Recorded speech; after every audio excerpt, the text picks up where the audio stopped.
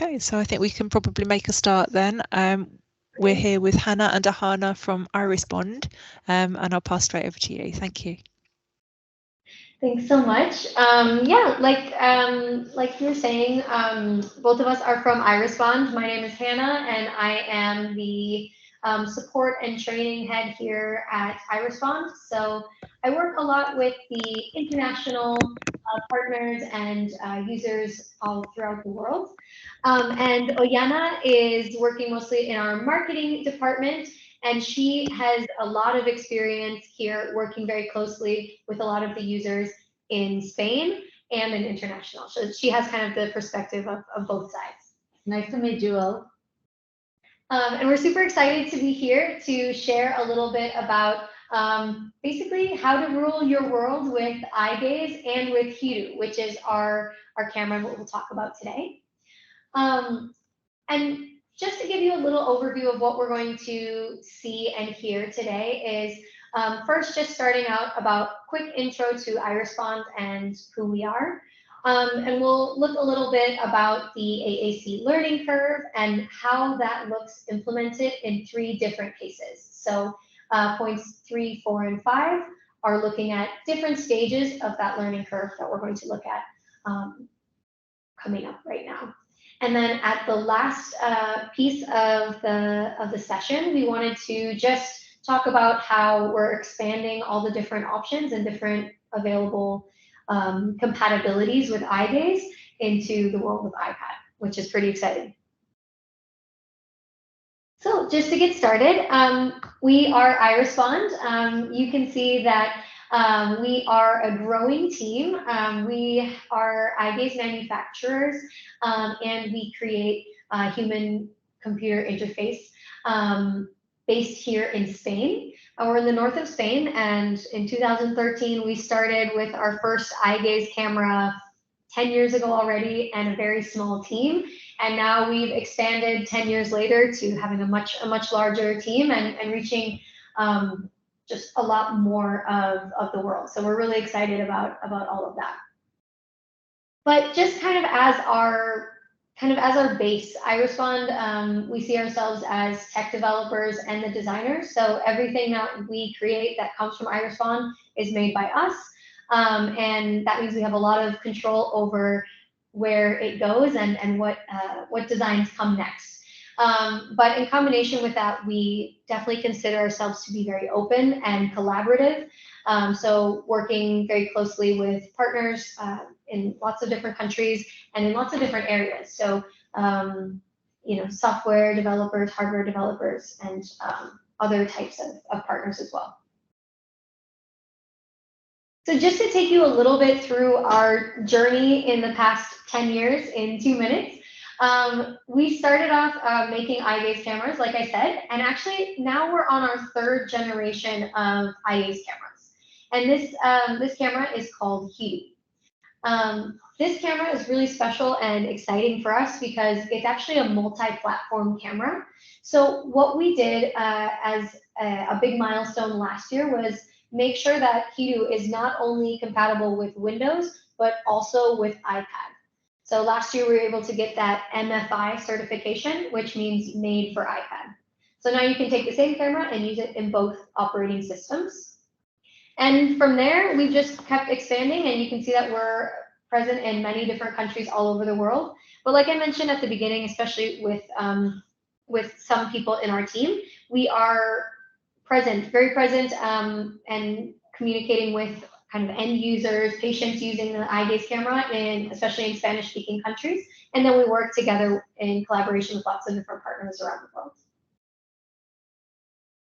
So just a few more details about the camera itself. You can see what it looks like here, and you'll see a couple of videos now that will show how it's being used.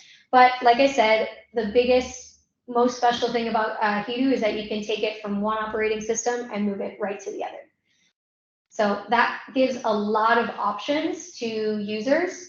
And we find that really important because we want to make sure that all users have access to iGaze on the platform or on the operating system that they are comfortable with. So if you have someone who's a Windows fan or someone that's an Apple fan, we want to make sure that there's an option for each of those people. And on top of that, it just gives a lot more flexibility and personalization and compatibility with a lot more tools and applications. So we'll see what some of those look like today.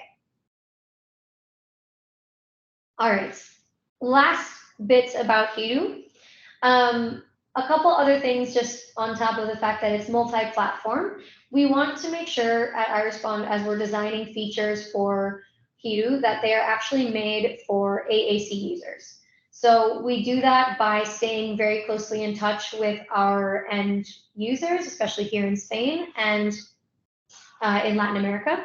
And what we've done with that is made sure that the features, not only in the software, but in the hardware, are compatible for people using eyegaze.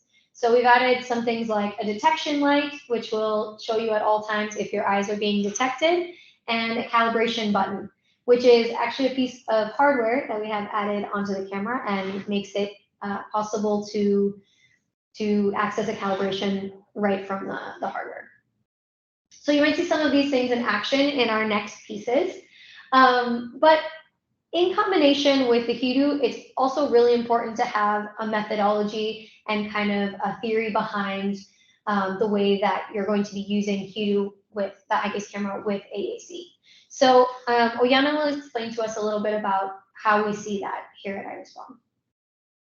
So this is the AAC learning curve that, as Hannah said, has been developed together with SLPs here in Spain, but also learning about the experience that we have with other partners in the throughout the world. So this is how we recommend how a user should start with AAC, especially when his or her they are using an eyegaze device. So today we are going to see three cases where we can see how the AAC is used or how they start communicating. Then we'll see Fran, a guy here from Spain.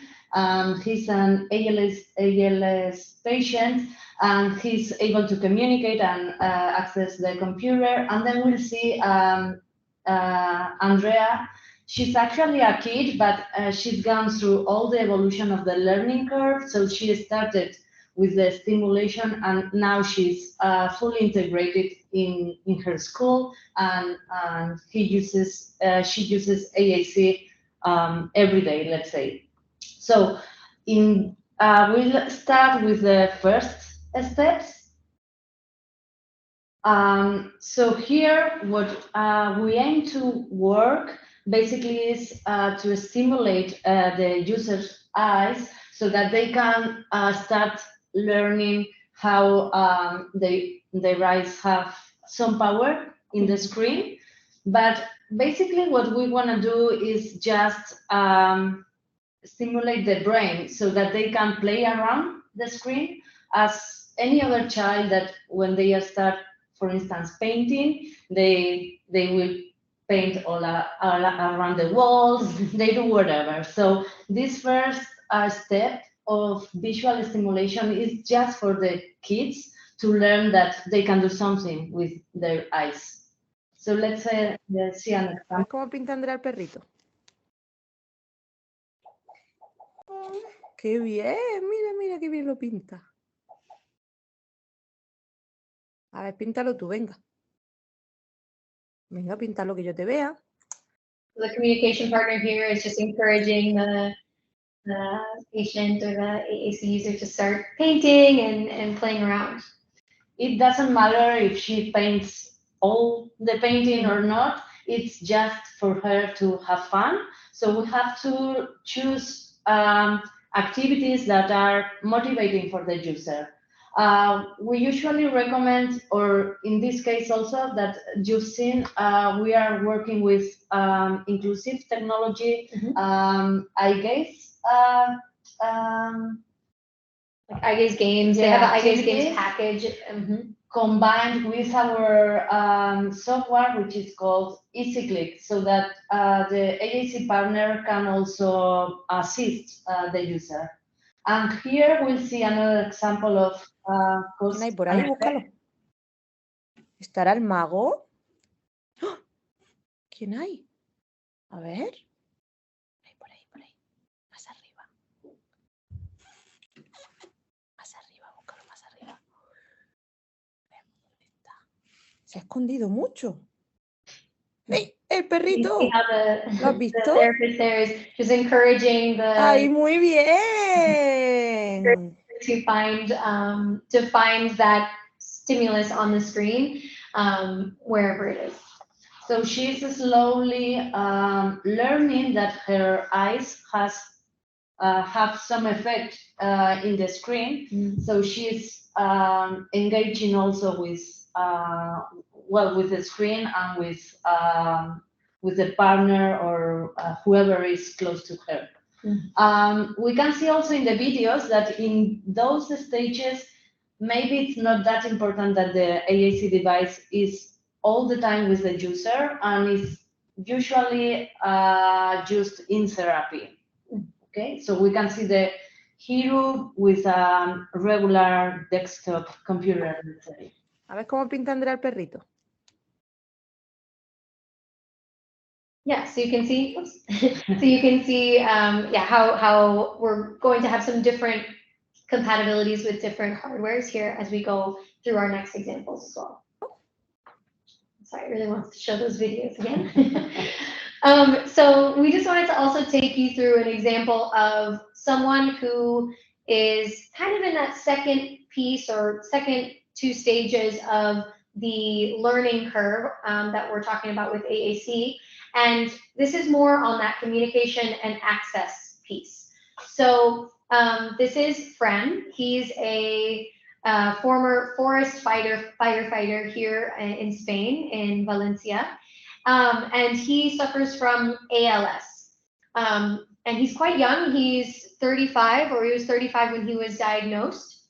But what we see with Fran is that he is really taking life by the horns with his diagnosis, and is really trying to use the communication systems that he has, which he uses text communication and computer access in grid 3. So I think he typically uses the Fast Talker app along with the computer access, grid sets, Fast Talker grid set and computer access grid set within grid 3 to really complete all of the communication and access activities that he wants to during this time and during his diagnosis. So we wanted to show you a clip also from his Instagram, because he's very, very active on Instagram, because he wants to continue to give visibility to the different options that are out there as far as access methods and communication methods. So let's jump over here, and you can see that this comes from directly from Instagram. A las 23 horas se estrena el primer capítulo de la serie Crónicas Médicas en la que he tenido la suerte de participar. And you can see that here he's actually using a mounted system that looks maybe similar to what I have next to me here, on a Windows device connected to the IRISBOND camera. Y esta es la mejor forma Here de que he's se conozcan introducing muchas realidades que no salen a la luz. an event that he's going to be doing online that is going to be bringing visibility to ALS patients and different kind of tools that he's using in his journey. So you can see that there's a little bit of a different setup here, but he's actually continuing along this curve that we introduced at the beginning.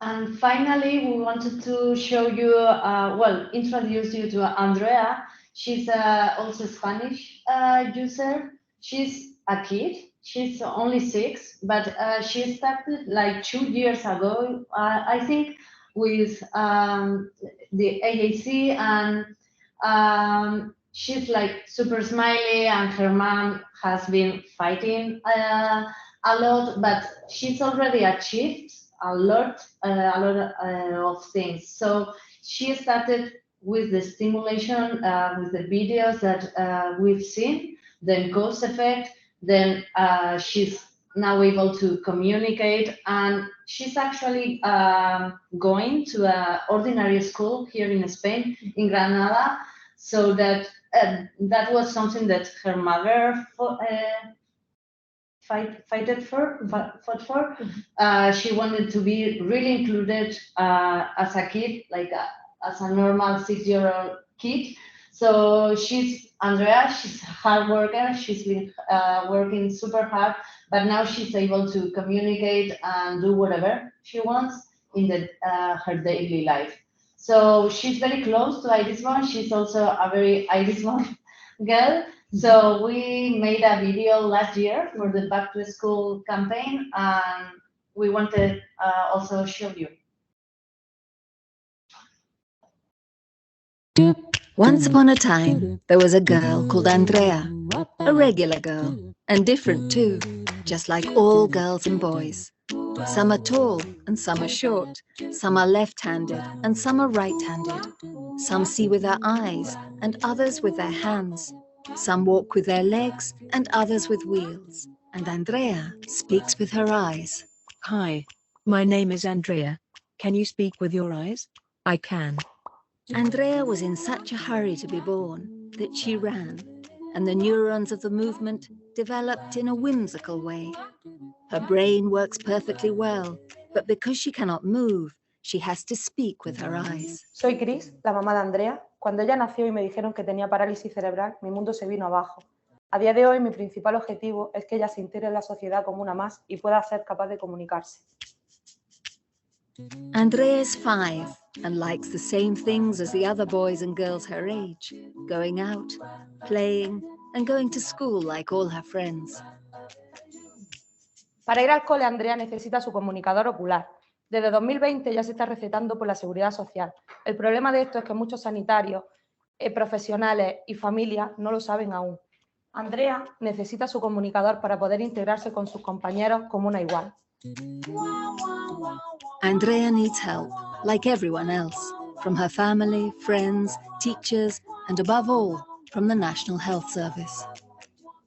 Andrea puede ser muy autónoma, pero sabemos que para conseguir la máxima autonomía es muy importante iniciar las terapias lo antes posible y de manera continuada. La sanidad financia parte de estas terapias siempre que lo prescriba un médico. Y además también se prescribe tecnología que le permite comunicarse. Y esto es clave, porque la comunicación, además de ser un derecho, es una parte imprescindible para el ideal desarrollo. Andrea has the right to integrate into society, like all boys and girls, and her parents demand the means for this to happen, because we're all the same, but different. At IRISBOND, we are realistic when we ask for the impossible, that all children have the right to go to school, all of them.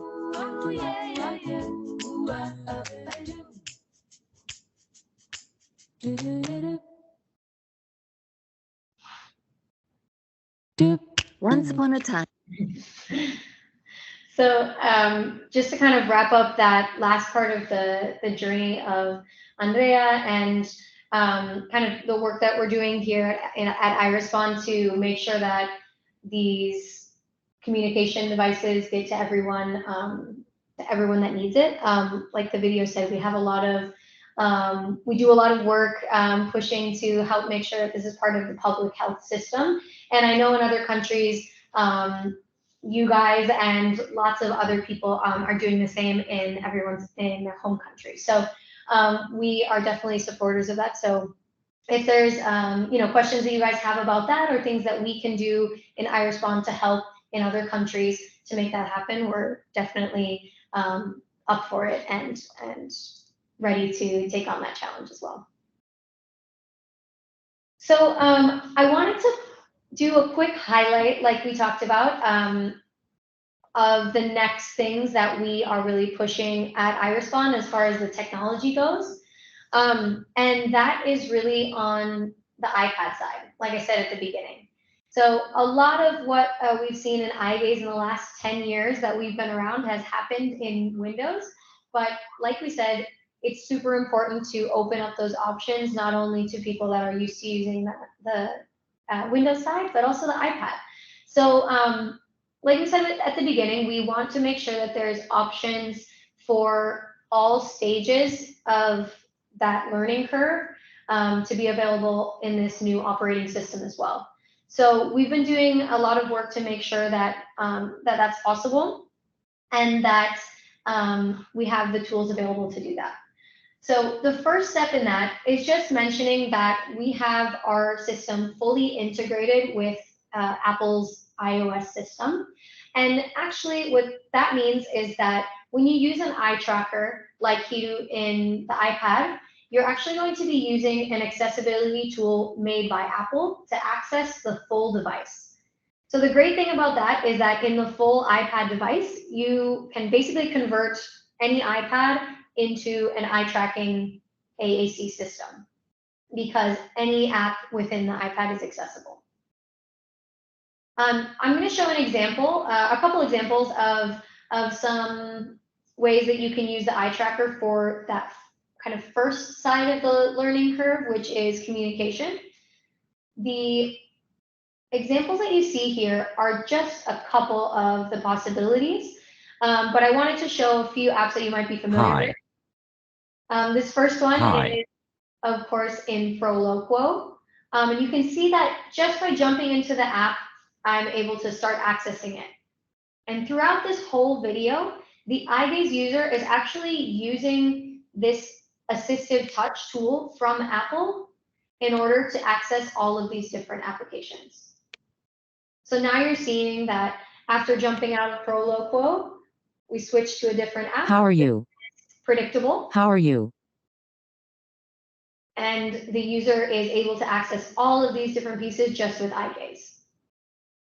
And now you can see we jumped into touch chat, into a text communication page set.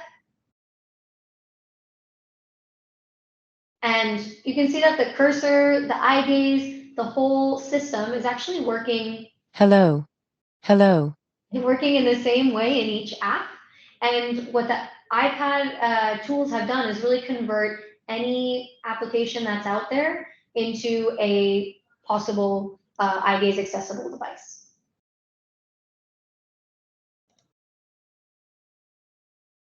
So here I just put a couple of examples. Apart from communication, we actually have, you're going to see the same type of interface when you're using the iPadOs with iGaze.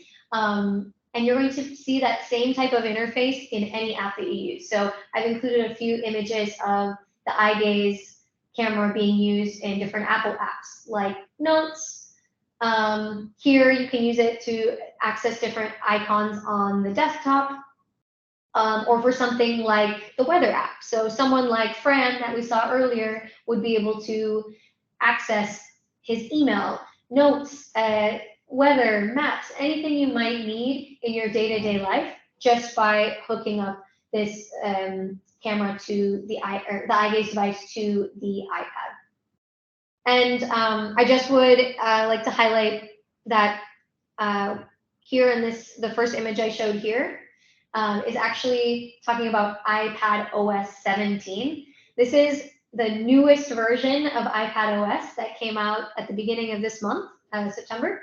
And has actually made the iGaze experience even better than it was just a month ago. So it's just becoming more and more accessible as we collaborate between the improvements and development that we're doing here on the iGaze camera and the accessibility tools that are becoming more and more developed on the Apple side. So just to kind of end this piece about access and different options in the iPad, I put 3 very quick examples here of other ways that you can use the iGaze for access. What you're seeing in this first video is someone accessing Apple TV using the Apple TV remote in the iPad with just his eyes, so that he can, control his Apple TV this way. So environmental control is a great example of how you're going to start kind of ruling your world with iGaze.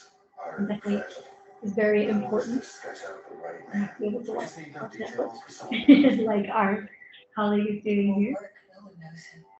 But there's actually lots of other examples. So Apple has some great tools already made for things like HomeKit, where you can connect lots of different devices, like a fan or a lamp, or any other home automation that you might expect from a home automation app. So it's really cool because you can use these devices, these tools that are built in, to make all of these external effects happen. And then lastly, we just have an example of using iGaze to make calls, use FaceTime. So you get the idea that there's a lot of different options out there, and a lot of different ways that you can apply this, not only in kind of those first steps of the learning curve, but also the last pieces of. Hello, how are you? So you can see how we were able. Great, I just called you with iGaze. Connections and increase that communication. Bye-bye. In this way with iPad.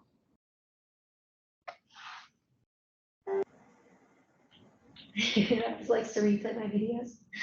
Well, I wanted to leave a couple minutes. I know I only left very few minutes at the end here for questions, but we'll make sure that you guys have our contact information and any information that you need to get in contact or to learn more about Hiru and what events we're doing in the UK. I'll leave those here so that you can have them available. But I wanted to see if you guys have any questions, any doubts in these last few minutes. That video of the little girl was lovely, really nice. Yeah, so if anyone does have any questions and you'd like to unmute your mic, then please go ahead.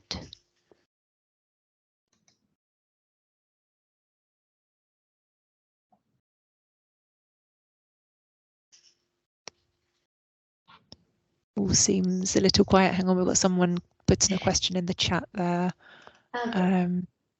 They've asked, how is it for outside? Oh yeah, that's actually a great question. So something that I may have kind of jumped over at the beginning is that our eye tracker is actually available it's able to access remote updates after a customer has started using it. So what we work on here in our technical and developer team is to be making improvements to the performance all the time. And just this summer, we put out a really effective update to the camera that makes it a lot easier to use outdoors.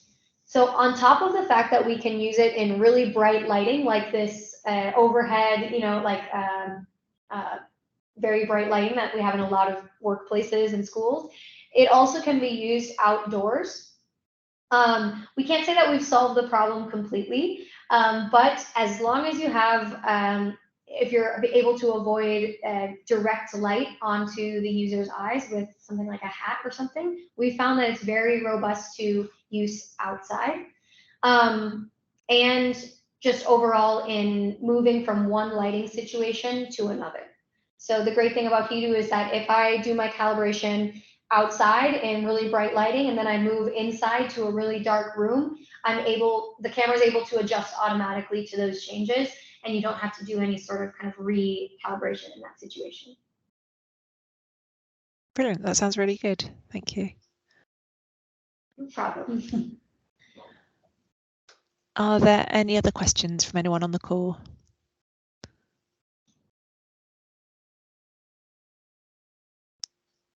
No, I think it's all quiet. So, I mean, as you said, you will share contact details anyway, and people will have this recording sent out to them after the event to watch back. Thank you very, very much. That was a lovely presentation. Really enjoyed that. And thanks everyone for joining. Thank you. Yeah, thank you guys so much for hosting and thanks for joining. Thank you, guys. Take care. Have a nice evening. You too. Bye-bye. Bye-bye.